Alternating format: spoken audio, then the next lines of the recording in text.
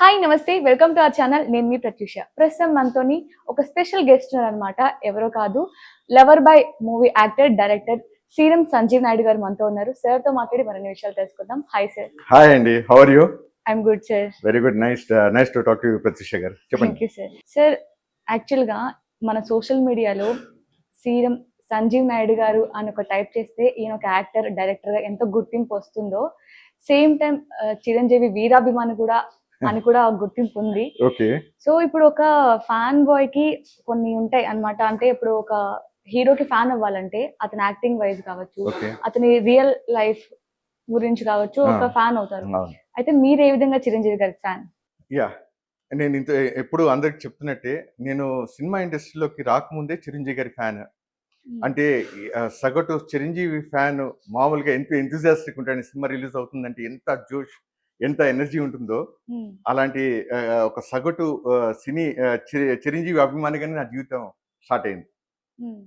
ఇక్కడ నేను ఫిలిం ఇండస్ట్రీలో ఇప్పుడు నేను డైరెక్టర్గా యాక్టర్గా నేను ఉన్నా, కానీ నా నా ఇవాళ కూడా అది కంటిన్యూ అవుతూనే ఉంది. అది కంటిన్యూ అవుతూనే ఉంటుంది. ఎందుకు అసలు మీరు అన్నట్టుగా అసలు ఏంటి, what is the inspiration factor? నేను ఒకటే చెప్తాను, ఎవరికైనా ఇవాళ కూడా మనకు ఎంటర్టైన్మెంట్ అంటే there is only one thing. వాళ్ళ మనకి ఒక రిలీఫ్, స్ట్రెస్ బస్టర్ కింద చూస్తా అంటే we'll all go for movie watching. సినిమాలు యాక్ట్ చేసే నాట్ ఓన్లీ టెక్నీషియన్సే కాదు, యాక్ట్ చేసే నటులు కూడా వాళ్ళు స్ట్రెస్ బస్టర్ కావాలంటే వాళ్ళు కూడా సినిమాకి వెళ్ళాలని ప్లాన్ చేస్తారు. సో ప్రతి ఒక్కరూ అలా సినిమాని ఒక ఎంటర్టైన్మెంట్ ఆస్పెక్ట్గా, ఒక స్ట్రెస్ బస్టర్గా, ఒక రిలీఫ్ ఫ్యాక్టర్గా చూసినప్పుడు ఖచ్చితంగా ఆ మెగాస్టార్ అనే వర్డ్, దాంట్లో ఉన్న కరెంట్, దాంట్లో ఉన్న వైబ్రేషన్, ఇట్ ఈస్ అన్పారలల్. అంటే దానికి సాటి ఎవరు లేరు. ఎందుకు చెప్తున్నానంటే అది ఏదో కేవలం యాదృచ్ఛికంగా ఏదో యాక్సిడెంటల్గా వచ్చింది కాదు. అది స్వయం కృషితో అంచెలంచెలుగా ప్రజల యొక్క ఆకాంక్షని అందిపుచ్చుకుంటూ ఎప్పటికప్పుడే వాళ్ళ మూవింగ్, ఇప్పుడు గత 10-15 ఏళ్ళుగా ట్రెండ్స్ మారుతూనే ఉన్నాయి. లైఫ్ స్టైల్లో ట్రెండ్స్ మారుతున్నాయి. వీటన్నిటిని సమపాలంగా జనాలకి అందించేటట్టుగా, వాళ్ళ లైఫ్ స్టైల్స్ మారుతున్న టైంలో, వాళ్ళకి ఎంటర్టైన్మెంట్ మారుతున్న టైంలో కూడా వాళ్ళకి వాళ్ళ సబ్జెక్ట్లో ఆ లైఫ్ స్టైల్స్ ఫ్యాక్టర్స్ని ఇంక్లూడ్ చేసుకుంటూ ఇస్తున్న మూవీస్ని ఎంటర్టైన్మెంట్ని మర్చిపోకుండా, అంటే ఒక జోష్ అనే ఫ్యాక్టర్ని మర్చిపోకుండా, అండ్ అన్నిటికంటే గొప్ప the king of dance, the king of masses ఎలా ఉందో, ఆయన డైలాగ్స్, ఆయన పంచెస్ ఎలా ఉంటాయో, ఆయన డాన్స్ టైమింగ్ అండి. ఇవాళ నేను ఒక టెక్నీషియన్గా ఒక పాట కొరియోగ్రఫీ అవుతున్నప్పుడు ఆ బీట్స్కి ఇచ్చే ఎక్స్ప్రెషన్, కాంప్లిమెంటింగ్, ఎవరైతే మన ఫెలో కో ఆర్టిస్ట్ పక్కన ఉంటారో వాళ్ళతో కాంప్లిమెంట్ చేసుకుంటూ ఇచ్చే బాడీ లాంగ్వేజ్ జెస్చర్స్ కానీ, అది అసలు ఎవ్వరు ఆయన అందిపుచ్చుకోలేరు. ఆయన శిఖరం ఎత్తు, అదే మౌంట్ ఎవరెస్ట్ ఎత్తు ఆయన ఉన్నారు. ఖచ్చితంగా no one can match. So దానికే ఆయన గొప్ప వీర అభిమాని. సార్, అయితే ఇప్పుడు చిరంజీవి గారికి అలాగే అనిల్ రావిపూడి గారి కాంబినేషన్ లో ఒక సినిమా రాబోతుంది. అవునండి. మనం అనిల్ రావిపూడి గారి జర్నీ కూడా చూసినట్లయితే ఈయన తీసిన అన్ని మూవీస్ లో 90% ఈయన హిట్టే కొడతారు. ఓకే. అంటే చిన్న బడ్జెట్ తో వచ్చి కూడా పెద్ద హీరోస్ కి, పెద్ద డైరెక్టర్స్ కూడా ఒక మంచి ఫైట్ ఇస్తాడు ఆయన. అయితే ఇప్పుడు సోషల్ మీడియాలో ఒక ఎక్కువగా వార్త ఏమొస్తుందంటే, ఇప్పుడు ఆ సినిమా కూడా టైటిల్ ఏంటంటే మన శంకర వరప్రసాద్ అనే టైటిల్ కూడా ఫిక్స్ చేసినట్టు తెలుస్తుంది. చాలా మంది కూడా నెటిజన్స్ కామెంట్ చేస్తున్నారు ఏంటంటే, ఈ శంకర్ ఉంది కదా, ఈ శంకర్ పేరు అనేది హీరోస్ కి పెద్దగా సెట్ అవ్వదు, ఈ శంకర్ పేరున్న సినిమాస్ అన్ని కూడా ఫ్లాప్ అయ్యాయి అని కూడా నెటిజన్ లో కొన్ని కామెంట్స్ చేస్తున్నారు. అయితే ఇప్పుడు అనిల్ రావిపూడి గారికి అలాగే మన చిరంజీవి గారి కాంబినేషన్ లో వచ్చే ఈ సినిమా ఎలా ఉండబోతుంది? అంటే ఈ పేరు అనేది ఆ సినిమాకి ఏమైనా ప్రభావం చూపించే అవకాశం ఉందా? ఒక్కటండి, నేను నెటిజన్స్ వల్ల వాళ్ళు చెప్తున్న యాంగ్జైటీ, వాళ్ళలో ఉన్న యాంగ్జైటీని ఖచ్చితంగా నేను అర్థం చేసుకోగలను. చిరంజీవి సినిమాని ప్రతి ఒక్కరు రికార్డ్స్ బ్రేక్ చేయాలి, ఎంతో ఎప్పుడు ఎవరికి మర్చిపోలేనంత స్థాయిలో గుర్తుండిపోవాలన్నట్టుగా ప్రతి సినిమా, ప్రతి ఒక్క ఫ్యాన్ భావిస్తారు. అది వాళ్ళ యాంగ్జైటీ ఏంటంటే, ఇప్పుడు ఈ పేరుతో ఏమైనా వస్తే వాళ్ళు ఏమన్నా నెగిటివ్గా ఏమైనా వర్కౌట్ అవుతుందా అనే పాయింట్ మీరు ఏదైతే అడుగుతున్నారో, వాళ్ళ యాంగ్జైటీని అర్థం చేసుకుంటారు. ఒకటండి, ఓకే, సినిమా ఇండస్ట్రీలో ఒక తక్కువ కాలంలో ఎక్కువ మనీ రొటేట్ అయ్యే ఇండస్ట్రీ అది. అక్కడ ఎంతో మంది ఎన్నో యాంగ్జైటీస్, యాంగ్షియస్ మూమెంట్స్ ఉంటాయి. దాంట్లో ఏంటంటే ఏ చిన్నది మనకు కలిసి వస్తుందా అనే అనే అనే దాని పక్క మనం దృష్టి పెట్టడం అనేది వెరీ చాలా కామన్ ఫ్యాక్టర్ అది. Yes.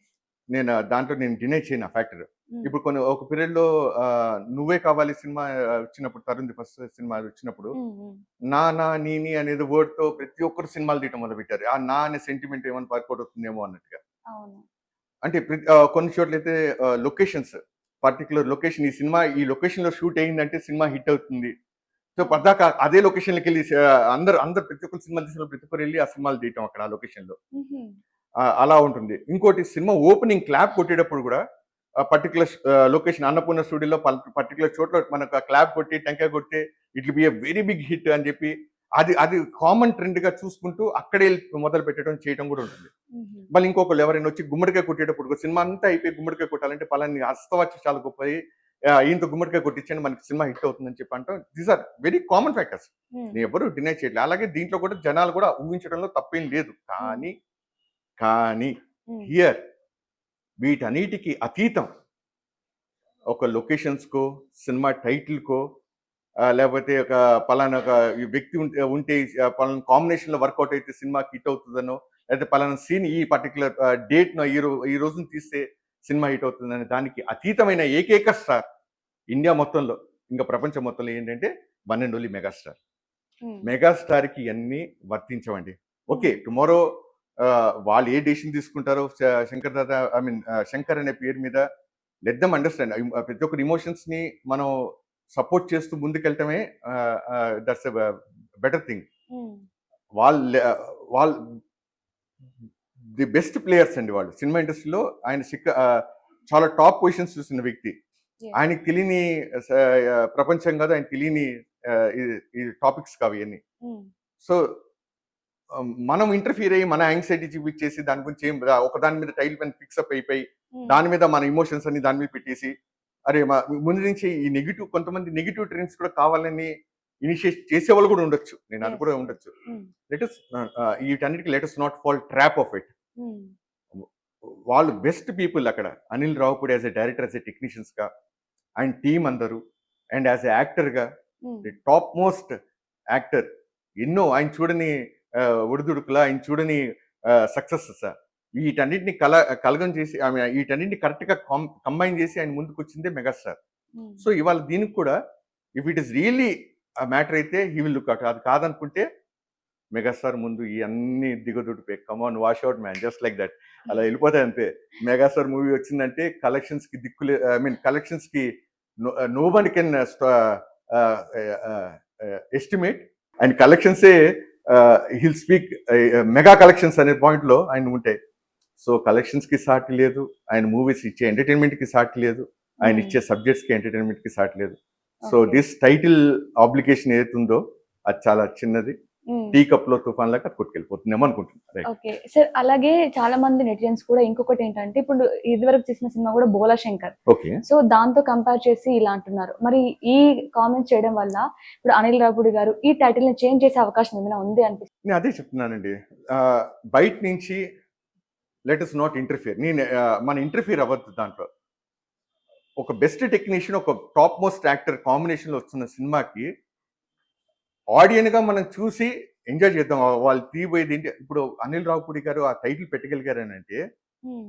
ఆయనకంటూ ఒక లాజికల్ ఉంటుంది కదా. ఆ Yes. స్క్రిప్ట్ ఏంటి, ఆ స్క్రిప్ట్ నరేషన్ ఇచ్చినప్పుడు సార్‌కి మెగాస్టార్ చిరంజీవి గారికి ఇచ్చినప్పుడు, "సార్ ఈ ఈ ఈ సినిమా ఇలా నరేట్ చేస్తున్నా, దీనికి టైటిల్ పెట్టుకుంటున్నా" అని చెప్పినప్పుడు ఒక బెస్ట్ టాప్ పీపుల్ క ఐ మీన్ డిస్కస్ చేసుకున్నప్పుడు వాళ్ళు ఒక లాజికల్ కంక్లూషన్‌కి వచ్చుంటారు కదా. Yes, of so course. వాళ్ళు అదే చెప్తాను. ఇంత సక్సెసెస్ చూసి ఒడిదుడుకులు చూసిన వ్యక్తి ఆ జడ్జిమెంట్ ఆయన చేయలేరా? హ్మ్. ఒకవేళ ఏదైనా ఉన్నా కూడా గివ్ ఆయనకి వదిలేద్దాం అది. హ్మ్. మెగాస్టార్ చిరంజీవి గారికి కానీ, అనిల్ రావిపూడి గారికి కానీ. అయిపోయిన తర్వాత రిలీజ్ అయిన రోజున పోస్టర్ ఇది పలానా రోజు వచ్చినప్పుడు అది ఏ టైటిల్‌తో వచ్చినా, హ్మ్. అది ఏ దాంతో వచ్చినా 157 టైటిల్ మెగాస్టార్ చిరంజీవి గారి మూవీగా మనందరం ఎళ్ళటం, చూడటం, ఎంజాయ్ అవ్వటం, రావటం అనేది let us take it as ఇది okay. Trend. Thank you sir. Thank you very much Pratyusha గారు. All the very best. Let's enjoy the movie. రాబోయే మెగాస్టార్ చిరంజీవి గారి సినిమా. ఓకేనా? All the best.